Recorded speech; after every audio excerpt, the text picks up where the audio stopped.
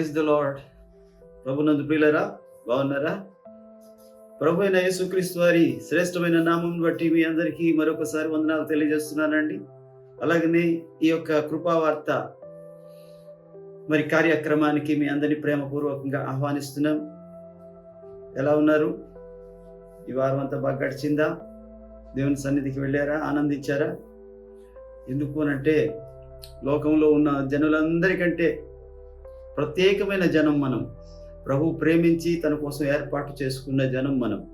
దేవుని యొక్క వాక్యం ఏం చెప్తుందంటే కీర్తనల భాగంలో 33వ కీర్తన 12వ చరణంలో యెహోవా తమకు దేవుడు కాగల జనులు ధన్యులు.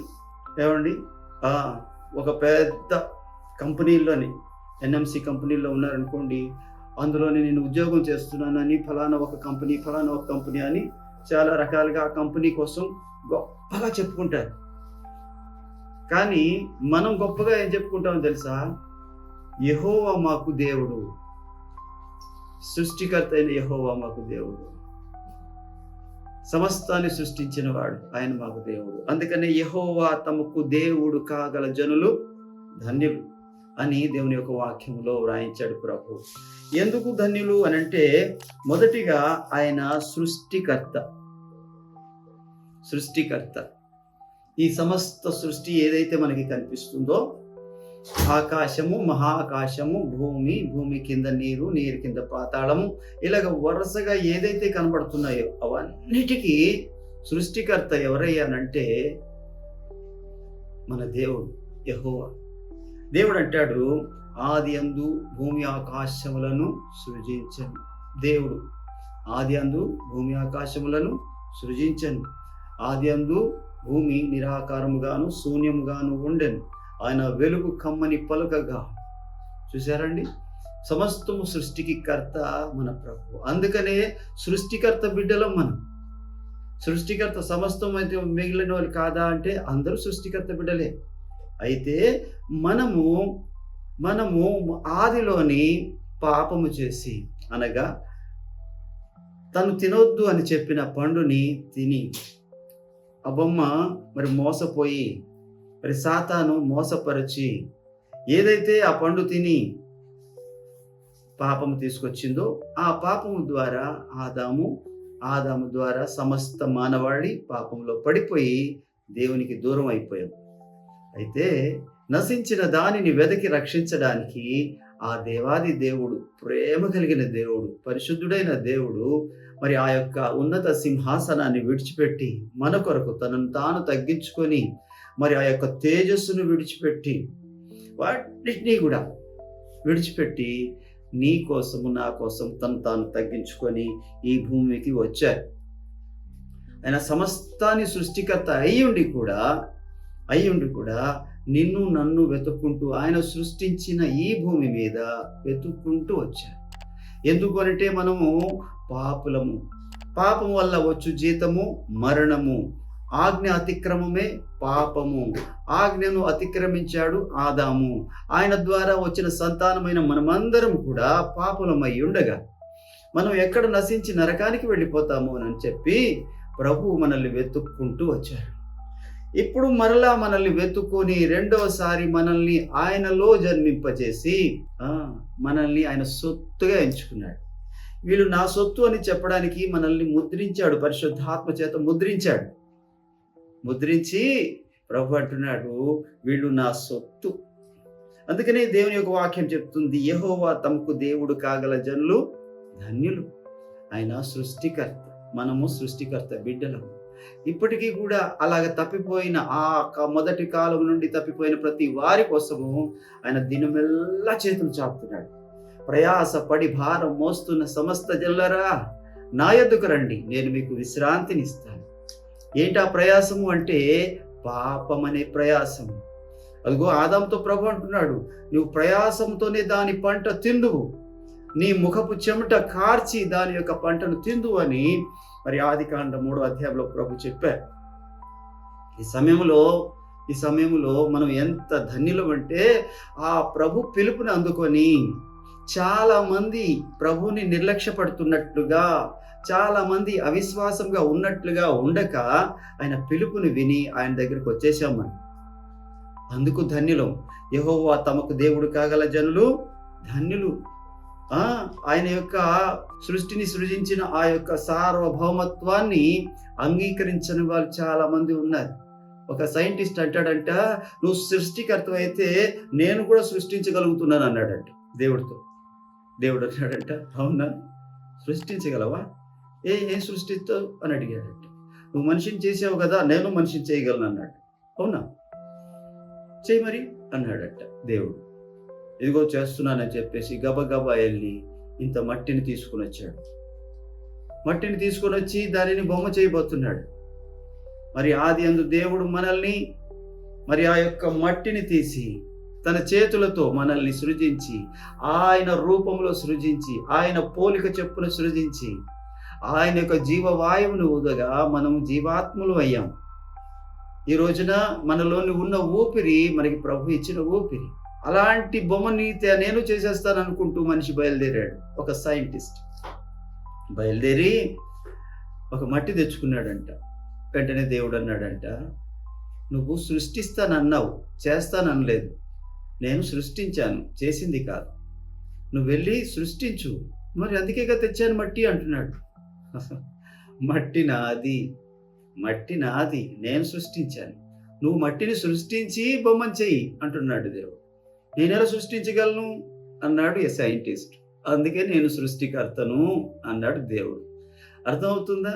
దేవుడు మనకి సృష్టికర్త, మనకి రూపం ఇచ్చినవాడు ఆయన, మనకి ప్రాణం ఇచ్చినవాడు ఆయన, మనకి ఆత్మనిచ్చినవాడు ఆయన.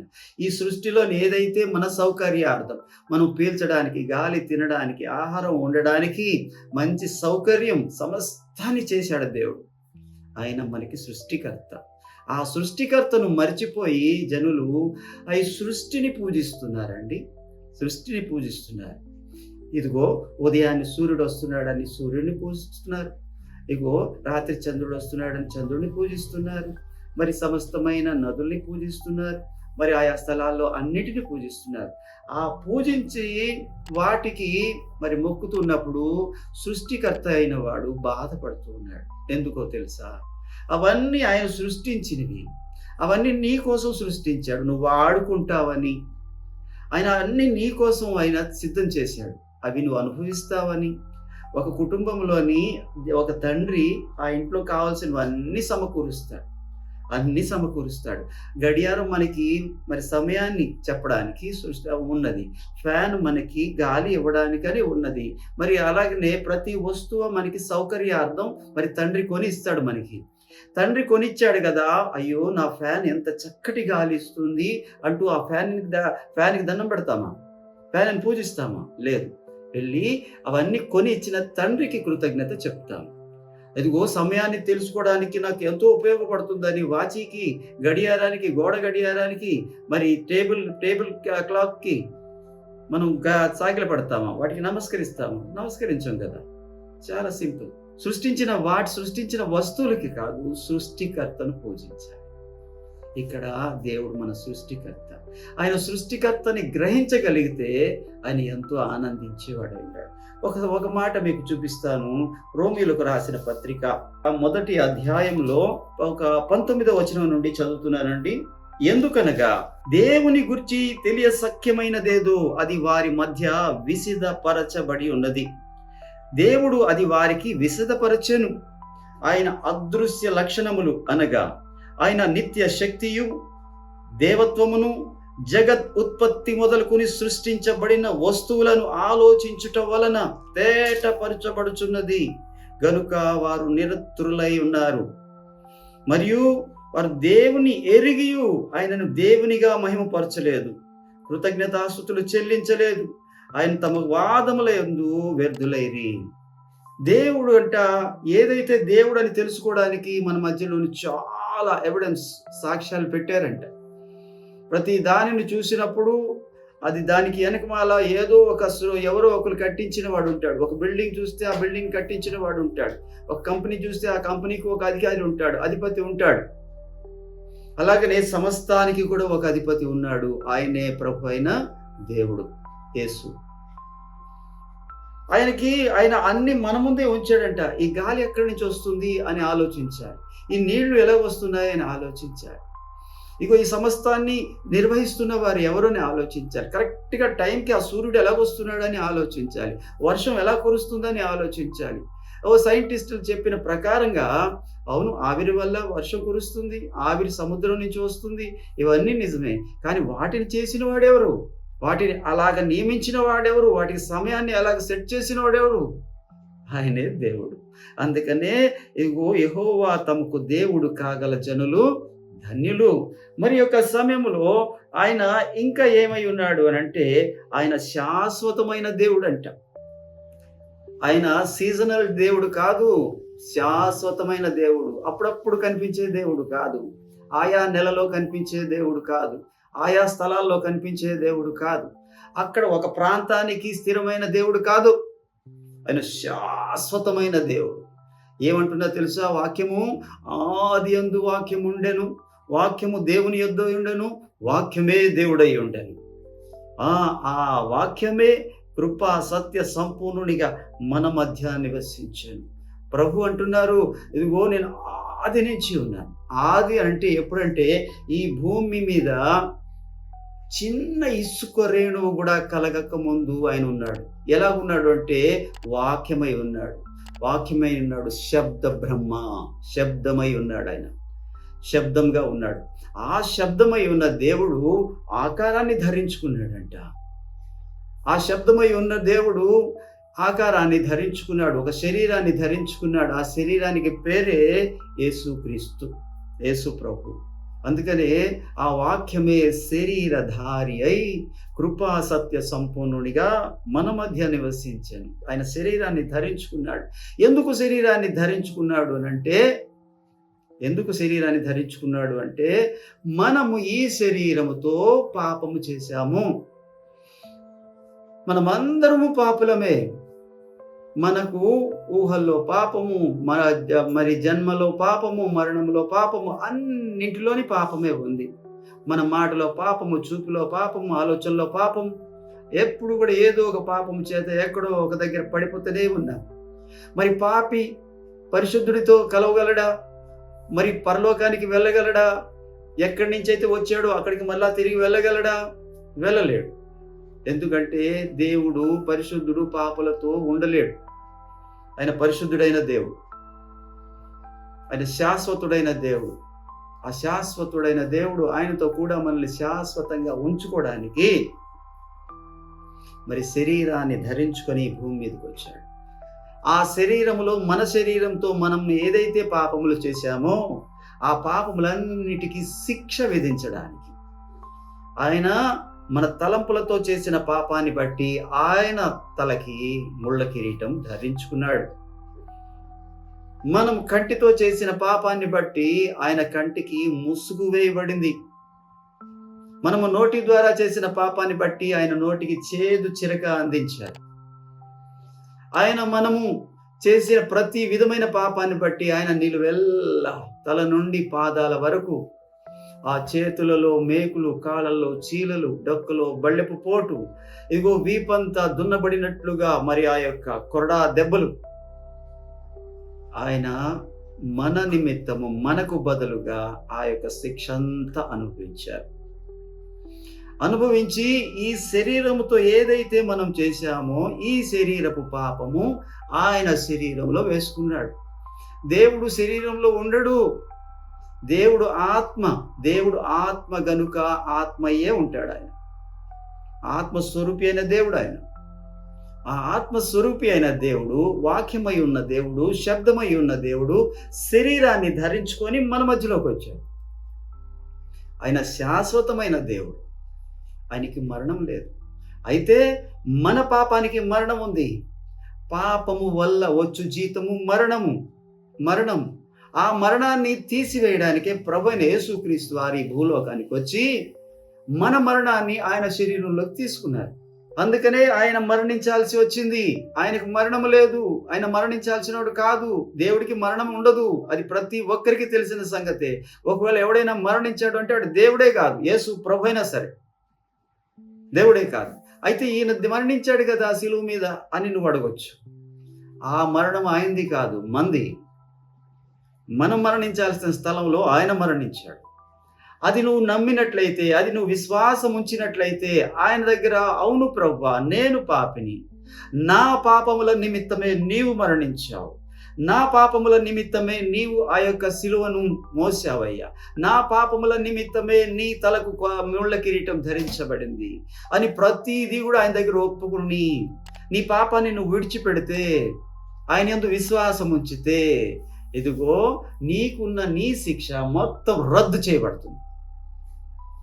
నీ మీద ఉన్న శిక్ష ఆయన సంపూర్ణంగా తన మీద తీసుకొని నిన్ను పరిశుద్ధుడిగా మారుస్తాడు, ఒక నీతిమంతుడిగా మారుస్తాడు. చూడండి, ఇదే రోమా పత్రికలో 5వ అధ్యాయములో ఒక మాట మీ కొరకు చదువుతూ ఉన్నాను. 6వ వచనములో, ఏలయనగా మనము ఇంకను బలహీనులమై ఉండగా క్రీస్తు యుక్త కాలమున భక్తిహీనుల కొరకు చనిపోయెను.